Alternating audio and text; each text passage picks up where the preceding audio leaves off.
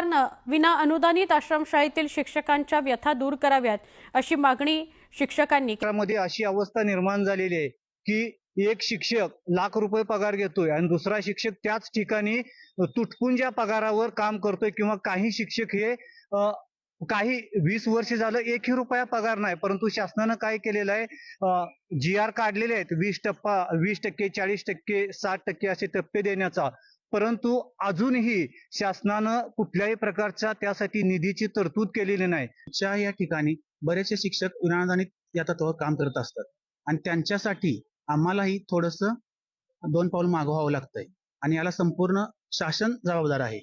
बऱ्याच ठिकाणी विनाअनुदानितवरून अनुदानितवर बदली करताना जिल्हा परिषद सांगते की मंत्रालयात जा, मंत्रालयात GR असतो की तुम्ही जिल्हा परिषद किंवा उपसंचालक ऑफिसला तुमचे काम करून घ्या आणि अशा द्विधा अवस्थेत आमचे बरेचसे विनाअनुदानित शिक्षक अडकलेले असतात।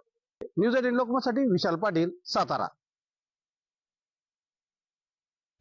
बीड इथल्या शिक्षक धनंजय नागरगोजेच्या आत्महत्येप्रकरणी दोषींवर कडक कारवाई करण्याची मागणी महाराष्ट्र राज्य शिक्षण संस्था महामंडळ पुणेचे उपाध्यक्ष अशोक थोरात यांनी केली आहे। सरकार शिक्षण व्यवस्थेबाबत उदासीन आहे असं थोरात म्हणाले।